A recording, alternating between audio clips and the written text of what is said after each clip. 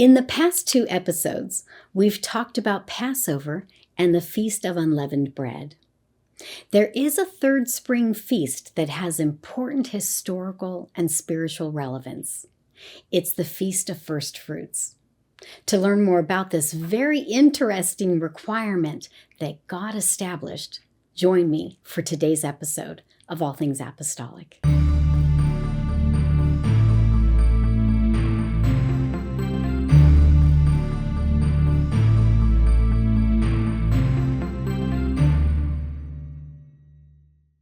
A third spring festival was the Feast of Firstfruits. In looking at the Jewish sacred calendar, the Feast of Firstfruits occurred in the spring with Passover and the Feast of Unleavened Bread. They were the first 3 feasts of the 7 original feasts established by God in the Old Testament. The religious calendar was closely aligned with the agricultural year and its times of harvest. Passover and the Feast of Unleavened Bread came at the time of barley harvest in the spring. The Festival of Weeks was celebrated during the wheat harvest. The 7th month contained the 3 final festivals, the Festival of Trumpets, the Day of Atonement, and the Festival of Booths, or Tabernacles, and those coincided with the ripening of grapes, figs, and olives. God explained the parameters for all 3 spring feasts in Leviticus 23. In verses 4 and 5, God set the date for Passover. In verses 6 through 8, God set the date for the Feast of Unleavened Bread. In verses 9 through 14, God described the Feast of Firstfruits. So let's look at verses 9 through 12 together first.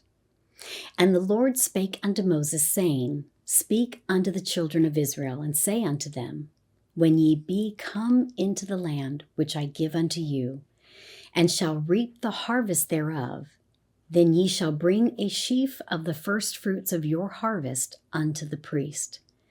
And he shall wave the sheaf before the Lord to be accepted for you. On the morrow, after the Sabbath, the priest shall wave it, and he shall offer that day when ye wave the sheaf an he-lamb without blemish of the first year for a burnt offering unto the Lord. First, notice that this feast did not begin until the days of Joshua, when the Israelites came into the promised land. They collected manna for food every day in the wilderness, and the land was not hospitable for farming, so this feast was established later. Notice also that it had to be the first fruits of the harvest. It had to be brought to the priest who waved it, and it was followed by the burnt sacrifice of a year-old lamb without blemish. Also, it occurred on the day after the Sabbath. Now, the Jewish Sabbath is on Saturday, technically from the evening of Friday to the evening of Saturday. So the day after Sabbath was a Sunday, and that's important to note. Now, we'll come back to that. Let's continue with verses 13 and 14. And the meat offering thereof shall be 2 tenth deals of fine flour mingled with oil, an offering made by fire unto the Lord for a sweet savor. And the drink offering thereof shall be of wine, the 4th part of an hin. And ye shall eat neither bread, nor parched corn, nor green ears, until the selfsame day that ye have brought an offering unto your God. It shall be a statute forever throughout your generations in all your dwellings. So the meat offering included flour mingled with oil and a drink offering. And the person had food restrictions on that day until the offering was brought to God. And this statute was to be forever throughout the generations. For Israel's agricultural cycle, these spring feasts coincided with the barley harvest. Barley is a lighter grain that ripens more quickly than wheat. So in terms of the harvesting schedule, it was the first grain. It marked the first harvest of the year, so it was ideal for the first fruit offering. At the end of the Sabbath following Passover, the first Sabbath immediately after Passover, people went into barley fields with sickles and obtained samples from each field. The barley was laid together in a sheaf, literally an omer, or approximately 4 dry quarts, and brought to the court of the temple. The next morning, after some incense had been sprinkled on the sheaf, the priest waved it before the Lord toward the 4 directions of the compass. He then took a part of the grain and threw it into the fire of the altar. Once the offering was accepted, then the remainder of the harvest was acceptable before God. What was the symbolism of this act? Well, the idea of first fruits is that the first portion belongs to God. It was supposed to be the first, the foremost, and the choicest of all that was to follow. The purpose was for the people of Israel to acknowledge God as the source of their provision, and specifically their crops. This first sheaf was a token representing the whole harvest. It was an act of dedicating the whole harvest to God. And no part of the harvest was permitted to be used for food until the first fruits offering was brought to the Lord. It was an acknowledgement that all things belong to God and all things come from Him. And it was also an act of faith, believing that God would provide enough to sustain them.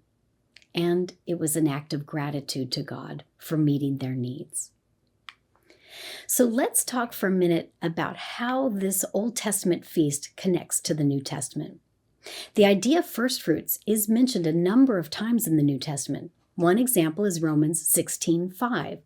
Paul said to salute his well-beloved Epaphroditus, who is the first fruits of Achaia unto Christ. In 1 Corinthians 16:15, Paul also refers to the house of Stephanas as the first fruits of Achaia. Now, Achaia was located in the southern part of what is Greece today, and over time, the meaning of that name, that area, expanded to include other areas. In ancient times, it was a Roman province, and the capital of the province was Corinth, which should sound familiar. Paul traveled through Achaia on 2 of his missionary journeys, and on his second journey, he stayed in Corinth for a year and a half to teach new believers, and he met Priscilla and Aquila in Corinth. So Paul used the term first fruits figuratively to refer to the beginning of the harvest of souls in that location. And by using the term first fruits, he was acknowledging that these new converts were just the beginning of a much larger harvest. But the most important first fruits mentioned in the New Testament is Jesus Christ himself. Like the other Jewish feasts in the Old Testament, the Feast of Firstfruits prophetically foreshadowed Jesus' messianic ministry. As Passover pictures Jesus as the lamb slain, and unleavened bread pictures Jesus as pure and sinless, Firstfruits pictures Jesus as the first to be raised up. Now, interestingly, Passover could fall on any day of the week, depending on the year. But regardless of what day Passover was, the Feast of Firstfruits always fell on the first day after the Sabbath, after the Passover. Since Jewish people celebrate Sabbath on Saturday, then the first day after the Sabbath, following Passover, would always be a Sunday. And what day did Jesus rise from the dead? On a Sunday. Luke tells us in chapter 24 that on the first day of the week, which would have been a Sunday, a group of women came with spices to the sepulchre where Jesus' body had been placed. But as they entered in, they couldn't find the body of Jesus. Then they saw 2 angels shining garments, who asked, "Why seek ye the living among the dead? He is not here, but is risen. Remember how he spake unto you when he was in Galilee, saying, The Son of Man must be delivered into the hands of sinful men, and be crucified, and the 3rd day rise again." Christ's resurrection took place on the first day of the new week.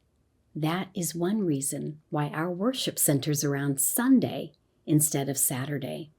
Each Sunday, we celebrate his resurrection and the new life that he offers to us. So think about this. On the morning of the Feast of Firstfruits, Jesus himself became the first to rise from the dead. It is not coincidental that Jesus rose from the dead on the day in which the sheaves were presented in the temple. Early that Sunday morning, at the same time that the priests were in the temple offering up the first fruits of the harvest, Jesus became the first fruits of the resurrection. And remember how the first fruits represents the whole harvest? So Jesus Christ is the first fruits of those who slept. Just as the first portion of the harvest in the Old Testament anticipated the full harvest that was still to come, Jesus' resurrection anticipates the full resurrection to come of all those who are in Christ. It is the promise of a resurrection. Now, in Romans 8:23, Paul said, "And not only they, but ourselves also, which have the first fruits of the Spirit, even we ourselves groan within ourselves, waiting for the adoption, to wit, the redemption of our body." Now, as I mentioned previously, the Feast of Firstfruits was not celebrated until after the Israelites entered the Promised Land, because there was no harvest in the wilderness. Similarly, believers did not have access to this new life in Jesus until after his resurrection. And we have access to new spiritual life with the infilling of the Holy Ghost. But it's just the first fruits. It's a foretaste of what is to come. As Paul said in Romans 8:23, we have received the first fruits of the Spirit, and there is coming a time when we will be transformed and glorified. The regeneration that has begun in the Spirit will extend to the body too. In Colossians 1:15, Paul said that Jesus is the firstborn of every creature. In James 1:18, James wrote about God, that of his own will begat he us with the word of truth, that we should be a kind of first fruits of his creatures. So there is basically a pledge of the ultimate regeneration of creation. There are several amazing layers to this. Jesus is the first fruits because he rose from the dead, and his Spirit dwells within us, which is the first fruits of the Spirit. So we've been given the first fruits of the Spirit of the one who is the first fruits of resurrection and a new creation. So we have several very important ideas to remember from this feast. First, this feast reinforces the principle that we give back to God the first portion of what he's given to us. He's our provider, and we should give back with a grateful heart. Second, the sheaf was symbolically presented to God as an acknowledgement of his ownership of the whole harvest. In the same way, we belong to God. We are expected to consecrate ourselves to him. He redeemed us so that we could be his. Also, the sheaf represented the beginning of a great harvest. The New Testament believers were the first fruits of the spiritual harvest, and that harvest is still growing. We are seeing a global harvest of souls. And also, just as the sheaf of grain carries within it the possibilities of future growth, we carry that possibility of growth within us. And we have a responsibility to help with the harvest. God has picked us like little sheaves to be the first fruits in our circle of influence amongst our family, friends, coworkers, and neighbors. We are the first fruits of a great harvest in our own field of influence. So now we have looked at the 3 spring feasts and how Jesus fulfilled them. Jesus is our Passover lamb. He was sinless, but became sin for us so that we can become righteous like bread without leaven.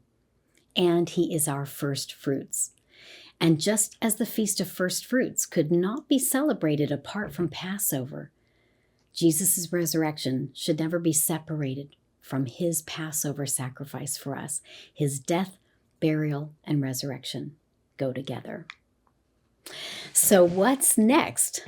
Well, it's the Feast of Weeks, also known as the Feast of Pentecost, which for us is a very special celebration.